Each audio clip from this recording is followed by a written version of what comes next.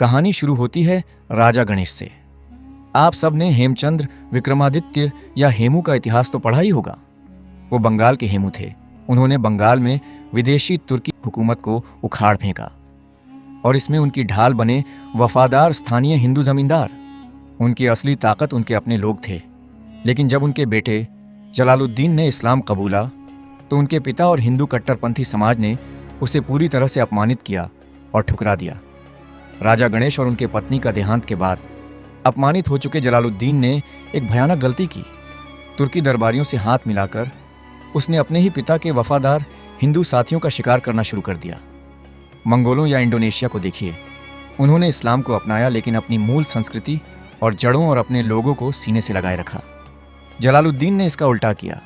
उसने उन विदेशियों को खुश करने के लिए अपने ही लोगों को काट दिया, जो विदेशी उसे अंदर से हमेशा नीच दर्जे का ही मानते थे। हाँ, जलालुद्दीन मोहम्मद शाह ने मरते दम तक शान से बंगाल में सुल्तान होकर हुकूमत की, लेकिन उसके ताकत के पीछे उनके तुर्की दरबारियों का हाथ नहीं था, बल्कि उसने अपने पिता से विरासत में पाई हुई ताकत का इस्तेमाल करके अरब से हाथ मिलाया था और एक खिलत हासिल किया था।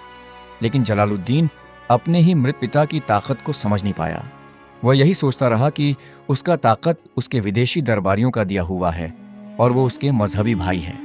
उसके बाद जलालुद्दीन ने अपने सारे हिंदू परिजनों को मारकर भीड़ में अकेला हो गया। इसीलिए उसने ईस्ट बंगाल में धर्मांतरण करवाया था, ताकि अपने बंगाली लोगों की जनसंख्या बढ़ा सके और नमाज के वक्त वो अजनबियों के बीच में न रहे। हालांकि वो बंगाल के पहले सुल्तान थे जिन्होंने बंगाली साहित्य और हिंदुओं को दरबार में पूरा सम्मान दिया, क्योंकि उसका द्वेष आम हिंदुओं से नहीं बल्कि सिर्फ उसे ठुकराने वाले जमींदार रिश्तेदारों से था। लेकिन तब तक बहुत देर हो चुकी थी, क्योंकि उसके मारे गए रिश्तेदारों के अलावा कोई और नहीं बचा जो उन तुर्कों से ताकतवर हो। उसके तुर्क दरबारी अपने आप को तुर्क ही मानते रहे और जलालुद्दीन को एक बंगाली।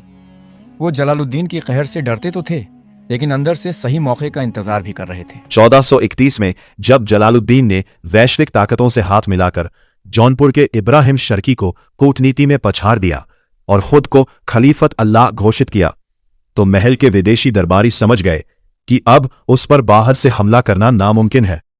तो उन लोगों ने जलालुद्दीन के खिलाफ अंदरूनी साजिश रची।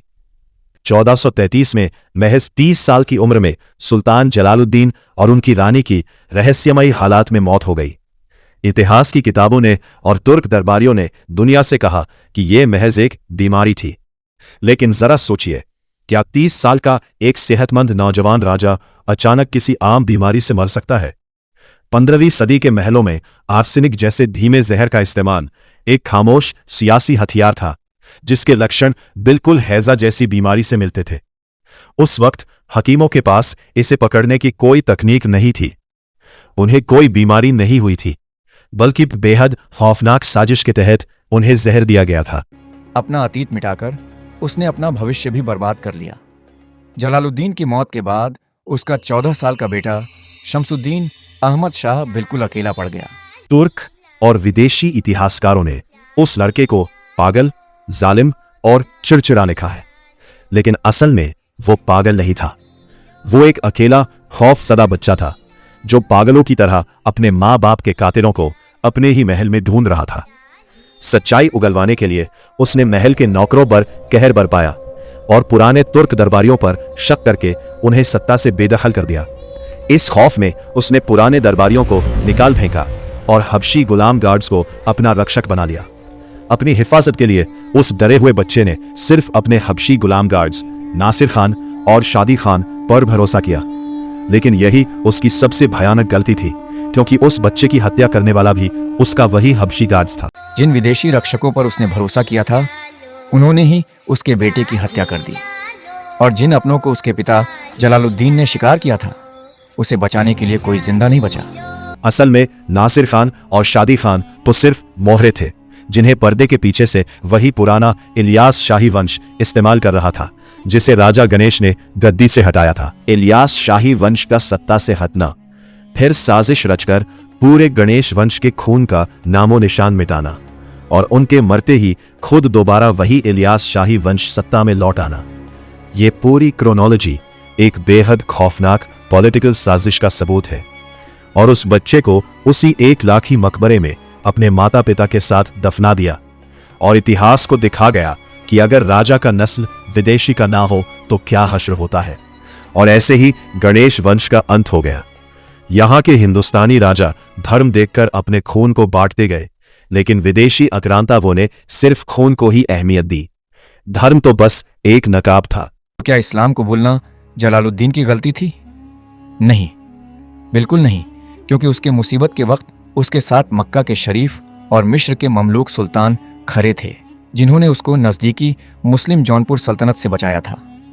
लेकिन उसकी सबसे बड़ी गलती ये थी कि जिन ताकत और रुतबे की वजह से उसने मक्का और मिस्र से रिश्ता बनाया था, उन ताकतवर यानी अपने पिता के हिंदू जमींदार मित्रों को ही उसने मरवा दिया। अगर राजा गणेश उसके बेटे का इस्लाम कबूलना ठुकराया नहीं होता और इसके वजह से उसके बेटे के मन में उसके पिता के विरुद्ध द्वेष भाव उत्पन्न नहीं होता, तो इतिहास कुछ और होता। जलालुद्दीन ने जिस सिस्टम के लिए उसने सब कुछ छोड़ दिया, उसी सिस्टम ने उसका वंश नाश कर दिया। क्योंकि इतिहास का सबसे कड़वा सच यही है, अपने अपने होते हैं और पराए पराए होते हैं। विदेशी दुश्मन हो सकते हैं, लेकिन कन्वर्ट्स को दुश्मन आप खुद बनाते हैं। क्योंकि अगर कन्वर्टेड मुस्लिम उतने ही बुरे होते तो मंगोल के पर्शियन इल्खनाते के कन्वर्टेड मुस्लिम मंगोलिया में अटैक करके उनके लोगों को इस्लामाइज्ड कर चुके होते, जो उन्होंने नहीं किया। याद रखें, आपके अपने लोग धर्म बदल सकते हैं, लेकिन खून नहीं बदल सकते। लोग खून के रिश्ते से अपने होते हैं, धर्म के रिश्ते से नहीं।